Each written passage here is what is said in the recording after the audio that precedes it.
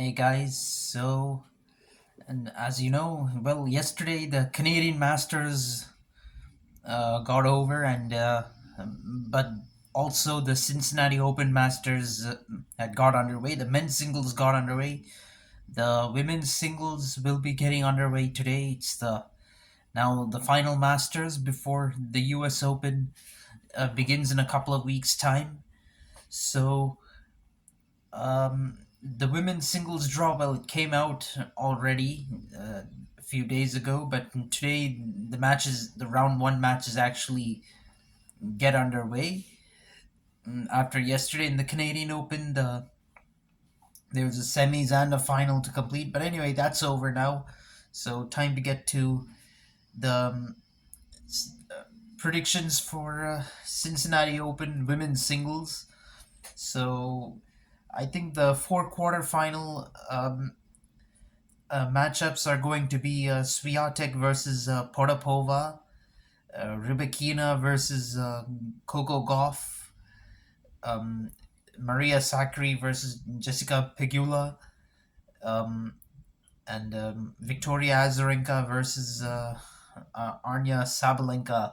So, of course, there are two unseeded players in these predictions, but I'll be telling you why. So anyway, I think Swiatek is a pretty obvious choice for the quarterfinal. She's world number one. Last week two in Montreal, although she didn't win the tournament, she did still reach the semi-final of the tournament. She's had a good year so far. She also was a semi-finalist in Indian Wells, and she did well in the Middle East during the hardcourt season before the clay, winning a title in Doha, and she was runner-up in Dubai. So anyway, I think she will win. She will go through to the quarterfinal comfortably.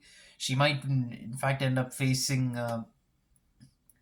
She might end up facing Daniel Collins in round two, who she just defeated in the quarterfinal last week in Montreal, and also defeated in Doha this year. If she faces Pavlyuchenkova, that shouldn't be a problem for her either, as she defeated Pavi in Rome. And yeah, she might face Kudermetova in round three. Among the four matches that Swiatek has played and won against Kudermetova, um, two of them were this year in Doha and in Madrid. So yeah, Collins should I think have a pretty uh, comfy draw to the comfy draw and comfy path to the quarterfinal. So in the quarterfinal, I think she might play Porto, but it's going to be a little hard to guess. While Garcia is also a possibility, there's also the possibility of Vondrausova uh, getting in there. So, but I think for some reason I feel it is going to be Potapova. Potapova might face Garcia in round two. Sorry, round three. But she has a good chance to defeat Vondrousova as well. So it's a bit of a bold prediction for her to come through against two seeded players. But she's defeated both Vondrousova and Garcia this year, defeating Vondrousova and Linz on hardcourt and Potapova in Stuttgart this year. So I have a feeling that Potapova will win. Then coming to the second quarter of the draw, well, Rybakina, she does have quite a lot of stiff competition in the lead up to the quarterfinals. She might face Ostapenko or Pliskova in round two, and then Benkic in round three. Of course, Benkic has done really well this year. She's won a couple of WTA titles, and recently she reached back-to-back quarterfinals in Washington D.C. and in Montreal. She's also uh, in the last 16 of Australian Open. So that's going to be a challenge match. But Rybakina herself has had a good season on hard courts, and she reached the semis in Montreal last week. She's won Indian Wells already this year among the Masters events. She was runner up in Australian Open and Miami. She's done really well in some major tournaments this year. I expect her to carry that form through. Although her record against Benkic, she's won one and lost one. Against Ostapenko, she's lost 1-2 and lost two. But Rybakina's wins against Ostapenko came this year, one in Australian Open and in Rome. And if she plays Pliskova, that's an even more favorable matchup because she's played three and won three, and one of those wins was in Abu Dhabi this year. So uh, I think Rybakina will make it through to the quarterfinal.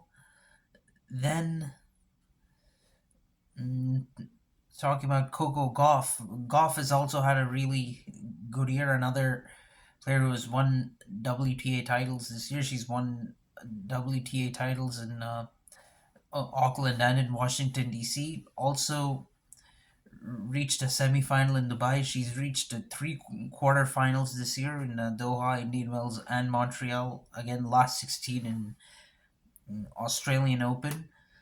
While there is Samsonova, who was runner-up yesterday in Montreal, I think Goff would be able to handle her. Um, three of Goff has a 3-0 record against her, and two of them were on hard courts, including in DC recently, where she won the title. So I think Goff would be able to handle her. She's also the other tough opponent for Goff could be Kvitova, um, but Goff defeated her in Doha this year. So I think Goff has the better chance of getting through to the quarterfinal. Let's see how that one goes.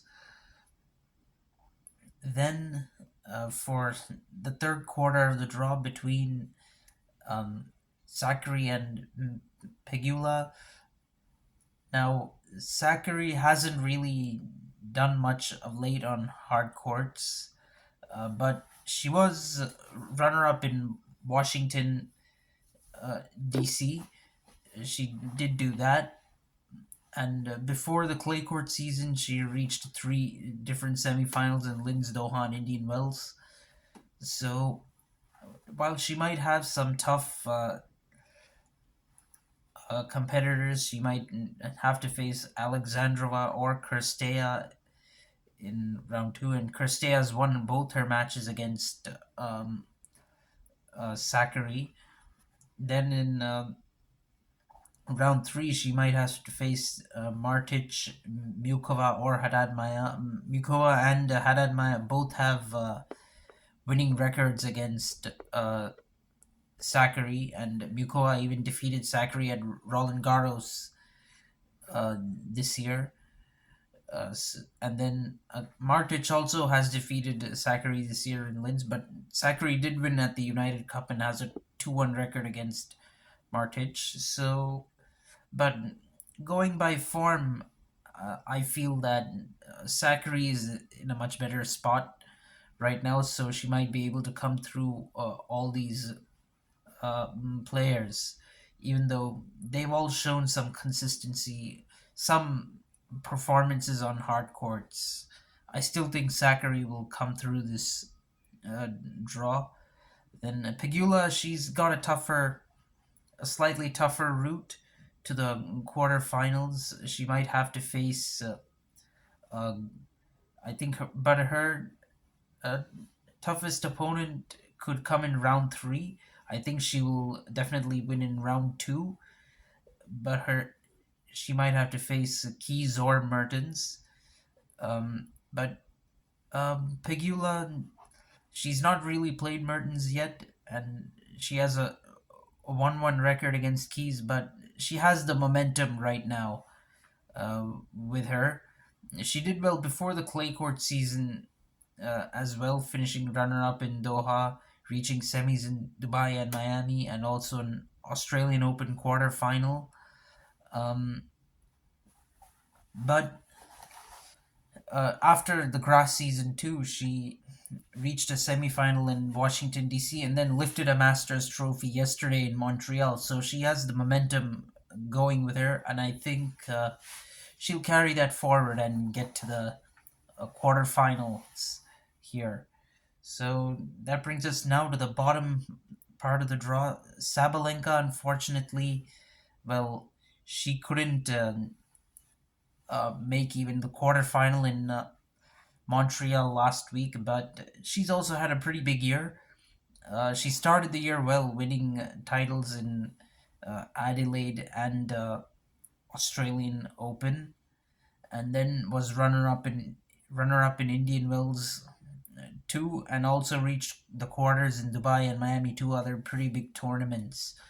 So I think she will turn it around in Cincinnati and get through to the quarterfinals. She has a winning record against all the potential opponents that she could play in the before the quarterfinals. She has a 2-1 record against Svitolina, 2-1 against Wozniacki, 3-0 record against Lynette. Even defeated Lynette at Australian Open this year. She defeated Svitolina at Roland Garros. So I think she's got the draw to be able to make the quarterfinal. Of course, there is Kasatkina against whom she has a 3-2 record but trails 1-2 on hard courts. But again, Kasatkina, although she reached the quarters in Montreal last week, I still do not think she has too much form coming into this tournament to create an upset and defeat Sabalenka. Hope I'm, I mean, hopefully I'm right about this. So then her opponent in the quarterfinal is going to be a little bit of a mystery because none of them have really shown too much promising form after the grass court season. Jabeur had the semi-final in Adelaide at the start of the season. She's been consistent on clay and grass, but on hard courts, only the one semi-final in Adelaide, and then of course Zhu, who she might face in round two. She's put in some consistent performances on hard courts, even reached the last 16 of Australian Open. Um, then there is Vekic, who also reached the quarters of Australian Open and won a WTA title in Monterrey in Mexico. Um, and then there's Azarenka, who was a semi-finalist in Australian Open. Krejcikova, who won a WTA title in Dubai as well. So any one of these could be the opponents for Sabalenka. But for some reason, I've chosen Azarenka to win to get through. Azarenka has defeated Jabeur in their only match, which was in 2020 in Cincinnati. That was actually played in at the U.S. Open. Then she's also defeated Vekic in Cincinnati before. That was again 2020 season, but still it was the Cincinnati Masters. Although Vekic holds a 2-1 record against her, I still believe I'm just guessing that Azarenka might come through, and I'm also again doing guesswork and thinking that she would defeat Krejcikova. So the Azarenka prediction is pure guesswork. I could easily be wrong about that, of course.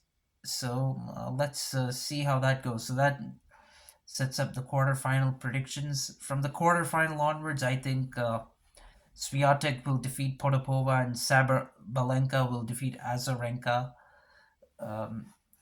Swiatek has never played Potapova before, but Sabalenka has a 3-1 record against Azarenka, so I think these two results are somewhat given. Mm, Goff has won her only match against Rybakina so far in her career, but and also got a walkover from Rybakina in Dubai. But Rybakina has had a really good year in the big tournaments of the year. She's really been consistent. So I think she will defeat Coco Gauff and go on to the semi-final against Swiatek. Then Sakari versus Pegula is a little bit interesting. Sakari has a 5-3 record against Jessica Pegula. They've each defeated each other once in 2023, with Pegula winning in Doha. Sakari recently won in Washington, D.C. Those are both three setters, so this could be another really interesting, close one to call. But Pegula, since losing to Sakari in DC, went on to win the title in Montreal. So she has that momentum with her, and I think she will carry that momentum forward and go on to the semis against Sabalenka. Now, although Swiatek is the world number one, uh, Rybakina has a 3-1 record against her, and all three of her wins came this year, and that too in big tournaments: Australian Open, Indian Wells, and Rome. Although Swiatek had retired in the middle of the third set in Rome, still it goes down. You could say goes down as a win for Rybakina. So Rybakina does kind of have Swiatek's number, but most importantly, Swiatek won on two hardcore tournaments, in Australian Open and Indian Wells. So, given that this is another hardcore tournament, I think I have every reason to believe that Rybakina will defeat Swiatek again. Swiatek was also lost in the semis in Montreal a couple of days ago. So I think the same is gonna happen in Cincinnati with this draw. And Pegula against Sabalenka. Although Sabalenka has a 4-1 record, um, against Pegula. Pegula's win did come in Cincinnati. I think that kind of counts for something, and given the fact that she is the American and playing in front of going to play that in front of a home crowd, I think Pegula would come out on top in this match and continue the momentum into the final. However, in the final, I'm not sure if she will defeat Rybakina, although Pegula has a 2-1 head to head in that one. Rybakina defeated her in Miami this year, and I think Rybakina too is really motivated this year, and I think she'll try to come out and win another title and claim the Cincinnati title, defeating Pegula in the final. So Pegula's luck will probably run out by the final. That is my prediction. Let me know your thoughts, guys. So let's see how the Cincinnati Open goes. Thanks. Bye.